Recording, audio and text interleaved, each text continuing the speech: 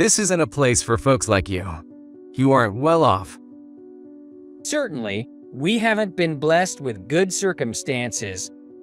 Nevertheless, we siblings have supported each other to come this far. I was truly infuriated by the classmates who sneered at us. There are no watches for poor people like you. A cheap one from a dollar store is enough for you. Just go home. My little sister, with a determined look, stared back at the classmate who tried to shoo her away with a dismissive wave of his hand. Is that so? Since we can't afford the watch, I'll cancel our reservation. Can you refund the deposit we've paid? With that, she handed a bill for the watch to the classmate. Huh? Is this? My name is John Smith. My parents passed away in an accident recently, and I've been staying with relatives along with my elementary school sister, Emily. It must have been tough. We can't provide much luxury, but you're welcome to stay with us until you graduate from high school. I'm currently a senior in high school, and my sister, Emily, is in the 6th grade. Our relatives took us in, although temporarily when we were left in shock by the sudden loss of our parents. I should be grateful to our relatives. However, our relatives' family is so big, so my sister and I feel uncomfortable. I had to give up on going to college and started working part-time after graduating high school to save up for living expenses and a place for my sister and me. We did have some inheritance from our parents, but I wanted to reserve it for Emily's future, and more importantly, I had to contribute to the household expenses while staying with our relatives. So I dropped out of high school around the time the 2nd semester began. John, are you coming home late again today? Emily, holding her favorite stuffed animal, looked up at me with concern. Lately, Emily hasn't been her usual cheerful self. She's the youngest among our relatives, and I worry about her being bullied, so the sooner I save up money and find a place of our own to move out, the better. I'm sorry for making you feel lonely. We'll be leaving here soon to live together, just a little while longer. I patted Emily's head and continued cycling along the still brightening road. In the mornings, I work a newspaper delivery job. My boss here has been understanding of my situation and has been quite supportive. John, you're planning to start working without going to college, right? Yes, I've already dropped out of high school, so I'm waiting for my sister to graduate, and then we're considering moving. One day, after finishing the morning deliveries and returning to the office, my boss approached me. The location might not be ideal, but I might be able to arrange a job for you. Would you like to hear more about it? It turned out to be a factory owned by my boss's acquaintance, dealing with forestry-related work. The workplace was deep in the mountains, but they offered a nearby house as accommodation. Being a graduate only a junior high, it can be inconvenient to find a place to rent, you know. They also seem to be struggling with a shortage of workers because their employees are getting older. You have the physical strength, and you pick up tasks quickly. My boss was concerned about our situation and had reached out to a factory owned by his acquaintance that happened to be struggling with a labor shortage. Thank you so much. Both suggestions are a big help.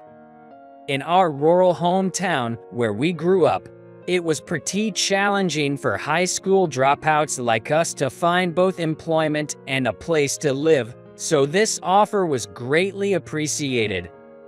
A few days later, I accompanied my boss to the remote mountain factory to introduce myself, and on the way back, he showed me the house at the foot of the mountain that we could rent.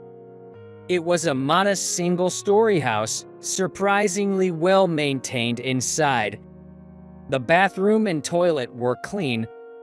The house is a bit cramped, but it's enough for the two of us. I renovated the old mountain cabin for my daughter. She got a job in New York this spring, so it's vacant now, said the factory manager. The factory manager was a kind and easygoing person. Due to the moving and my sister's school arrangements, we planned to start working and move in as scheduled in May. However, during long breaks, I would stay in this house and work as a part-timer at the factory. With both our new home and job secured, I went to inform and thank my high school teacher, who had been worried about me dropping out to work. It might be challenging, but I hope you and your sister are doing well. Then, she gave me an expensive-looking pen as a parting gift, wrapped in a beautiful box. Thank you very much. It was a short time, but I appreciate everything you've done. I sincerely expressed my gratitude to my teacher and left the teacher's office. I ran into someone unpleasant unexpectedly. It was Kevin Johnson.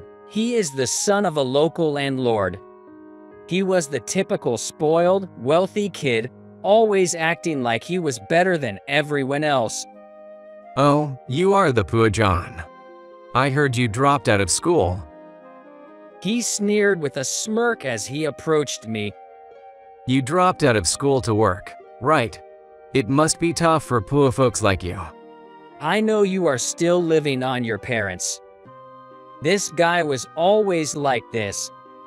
Being the son of a local landowner, he was exceptionally wealthy among our classmates, and he always needed to assert dominance over someone, constantly belittling others.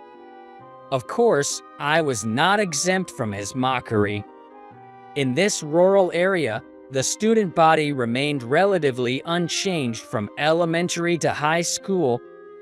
Therefore, with most of our classmates enduring his domineering behavior for 12 years, I was relieved to be free from his torment.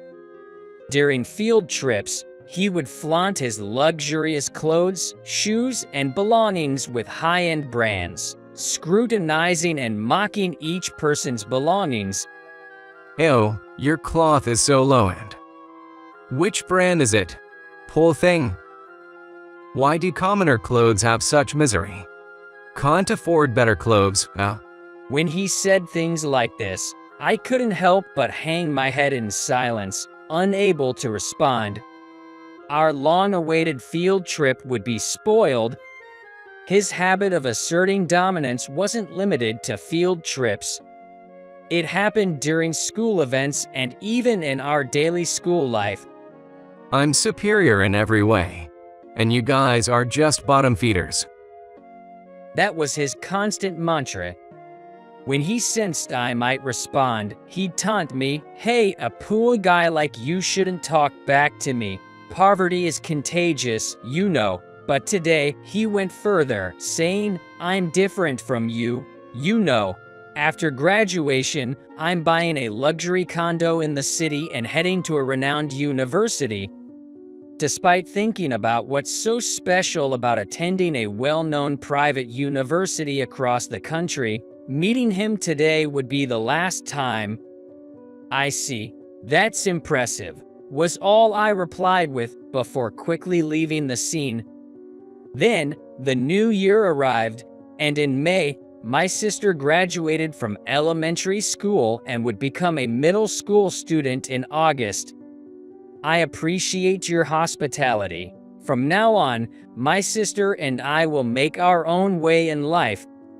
With that declaration, we left our relative's house and moved to our new home. Our belongings were surprisingly few. During the winter, I obtained a driver's license and purchased a used car for commuting.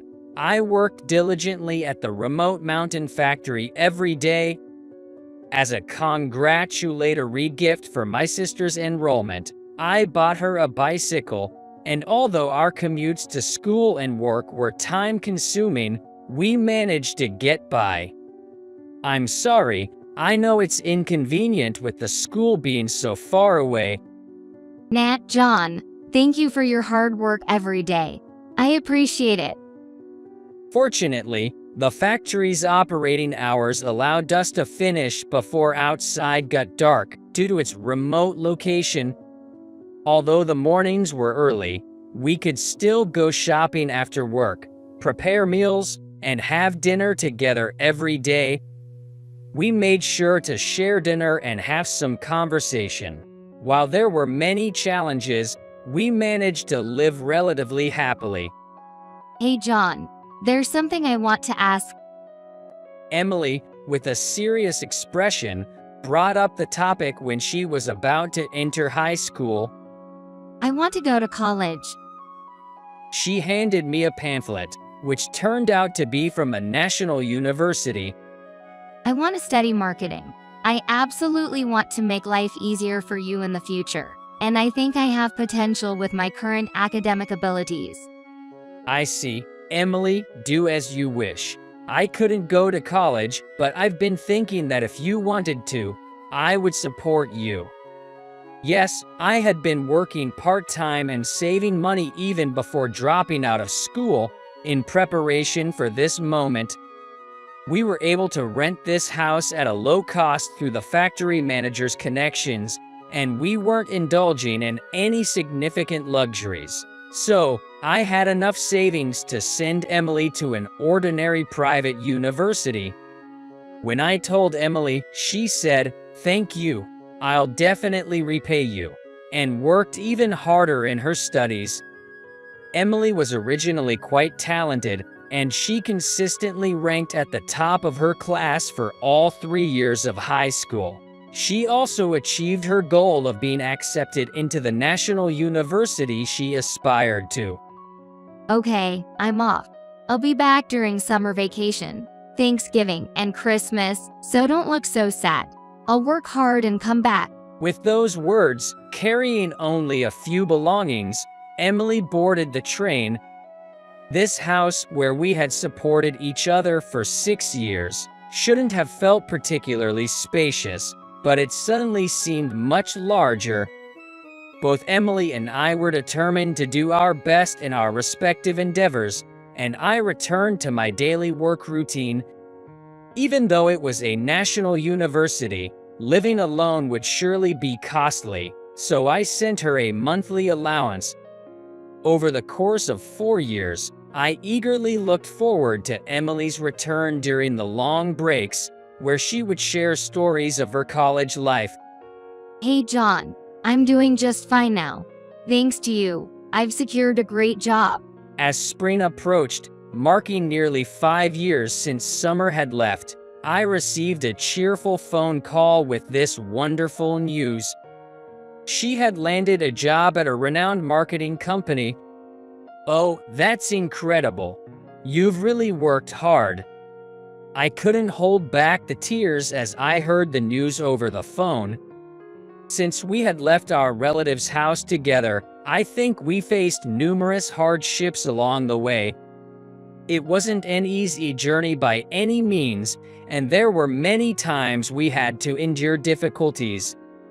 I want to go to college. Those were the first words Emily had ever asked of me. What are you talking about? I've come this far thanks to you. Emily exclaimed, and we praised each other. 6 months after Emily started her job, I received a letter along with an airplane ticket from her.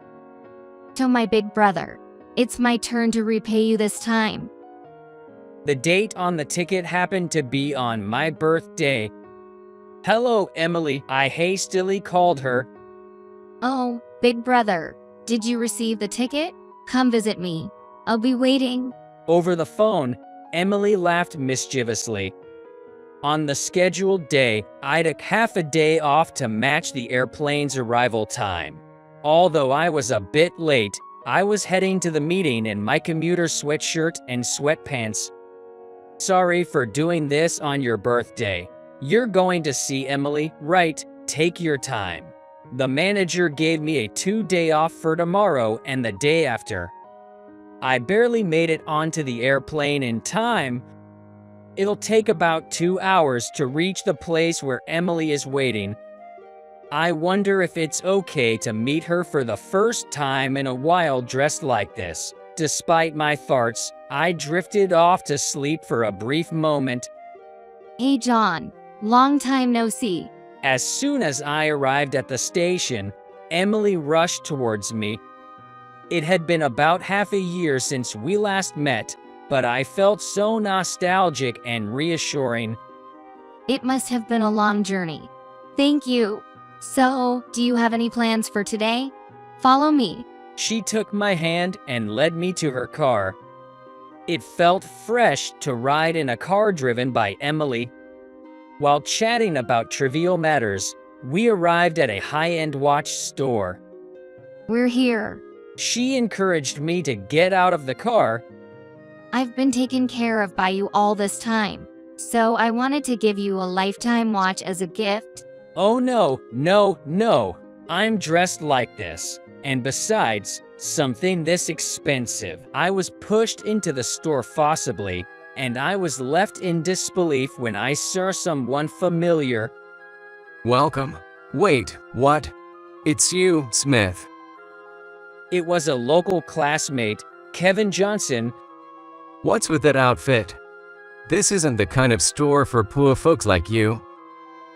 He gave us an annoyed look and made a shooing gesture.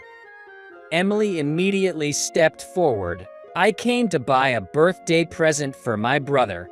Is that not allowed? Wow, you're really begging your sister for a watch. You're utterly hopeless. Johnson scoffed. He then looked at me and continued, "How did a poor girl like you manage to buy a watch here? Did you sleep with an old man or do some sugar daddy gig to afford it for your beloved big brother?" Emily maintained a calm expression. "Hey, what do you know about my sister?" John is overprotective of the sister. And even the sister is the same. Willing to do sugar daddy gigs for John, huh? That's so gross. And you think a high school dropout and a poor guy like you can wear watches from this place? It's like casting pearls before swine. With these words, Kevin opened the door. Bottom feeders should just stick with a dollar shop crap watches. Go home already. With an exaggerated bow, he tried to shoo us out. Emily took a deep breath and spoke calmly. Understood. It seems this store doesn't have any watches that we can afford. Is that correct? Quietly, as if confirming, Emily asked, That's what I'm saying.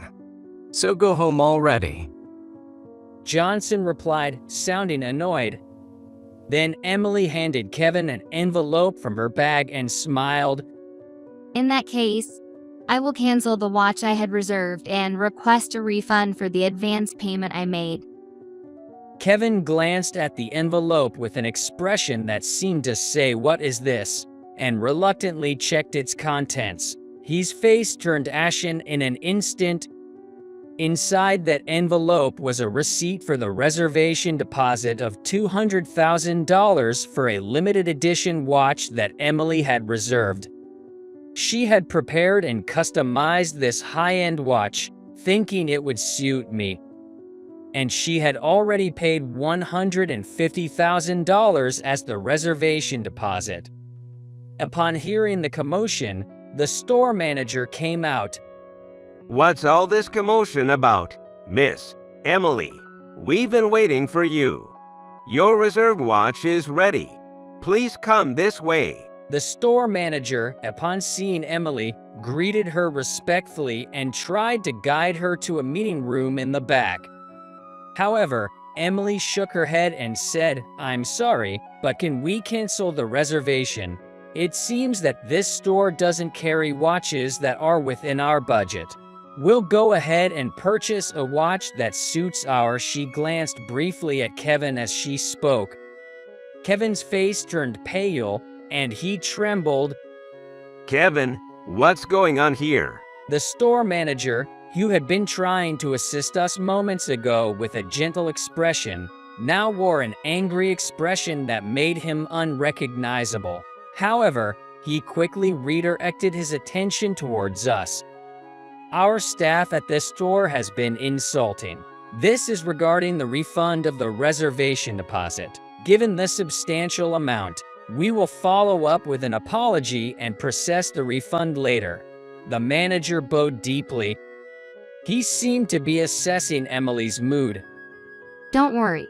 This incident isn't the store's fault. It's his mistake over there. I won't write about it because I didn't come here for that today.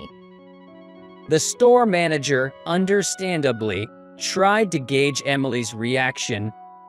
Understandably so, as Emily was famous in SNS, and one of her articles could significantly impact a store's reputation.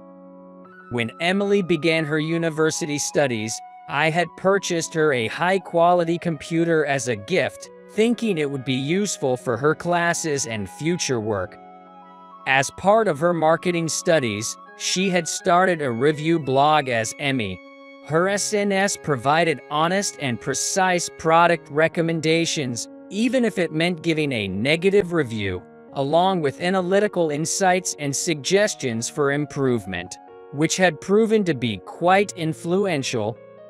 Nowadays, it's become a media read by over 1 million people each month, and it seems their advertising revenue sometimes exceeds $100,000. With this strength, Emily has landed a job at a major marketing company and is fully utilizing her skills. I'm sorry, John, for bringing you here like this. As they walked side by side, Emily appeared downcast. It's not your fault, Emily, thanks. During a brief silence, they strolled through the city aimlessly. Soon, they stumbled upon an old shop. The building itself was aged but well-maintained, giving off the vibe of a traditional, time-honored establishment. Hey, Emily, how about going in there? Sure, but what kind of shop is it? Without knowing for sure, they approached the place, and it turned out to be a watch shop. Wow, it's so beautiful. In the back, an elderly man was working, and the watches displayed in the store were all finely crafted. Welcome to our clock store. All the clocks here are made by our master. And gentle-looking elderly lady as she approached us. Oh, those ones in the back. They're all so intricate and amazing. Emily, who had become completely engrossed in the clocks displayed in the store. I persuaded the elderly lady to let us watch the elderly man's work up close. I was impressed by how he worked quickly yet meticulously. Apparently, he had been making clocks here for over 40 years. Hey, John, this one looks like it would suit you. Emily pointed to a particular clock. The elderly lady smiled proudly. Oh, you have good eyes. That's the masterpiece our master created among all these clocks. All of them are like his own children. Those are the only things I make. The elderly man, working diligently in the back, muttered softly. When he briefly looked up, his eyes were filled with confidence. I purchased the clock and immediately wore it on my wrist. It felt like a perfect fit. After thanking the elderly couple, we left the store. In the end, it turned out to be a great purchase, right? We got their permission, and when we get back, I'll have to write a blog post. Emily's expression had brightened, contrasting with how she looked earlier. Over the years, that clock from that day continued to tick on my wrist. We had become close to the elderly couple, visiting their clock shop regularly for maintenance. Stuart, I'll need another maintenance session soon. Oh, Mr. John, I'm truly delighted that you're taking such good care of it. I'll take a look at it right away, so please take your time. Now, during the maintenance sessions, we would even sit down and have tea with the elderly couple. By the way, could you please thank Emily for us? Thanks to her, we've had more customers coming in lately. The elderly lady beamed as she spoke. Afterward, Emily introduced the Stewart Clock Shop on her SNS, and it became a massive hit. Now, it's a popular shop with a year-long waiting list. Recently, it's been so busy that it's almost overwhelming. A happy dilemma. The old man said, his face showing a faint smile. As they chatted, more customers continued to visit the shop, making reservations. Here you go. As he handed back my clock to me after the maintenance, it seemed to shine even more brilliantly than before. Thank you very much for taking priority, even though you're so busy. After thanking the elderly couple and leaving the shop, we noticed that the high-end watch store where we had encountered Kevin earlier was no longer there. After that incident, the shop manager and Kevin went to visit Emily with a gift of sweets. Emily didn't seem to mind the expensive watch anymore, but she declared that she would never forgive Kevin for his attitude towards me. As a result of that incident, Kevin lost his job at the watch store and faced substantial compensation claims for damaging their relationship with Emily, a valuable customer, and causing the $200,000 deal to fall through. He hasn't returned to our hometown, and his whereabouts are unknown. Rumor has it that he sought help from his parents regarding the compensation, and, upon learning the circumstances, his parents were furious and disowned him. Before they knew it, both Emily and I got married, and I moved to New York City. The reason being, I am currently working as an apprentice at the Stewart Clock Shop, dedicating myself to the craft of clockmaking.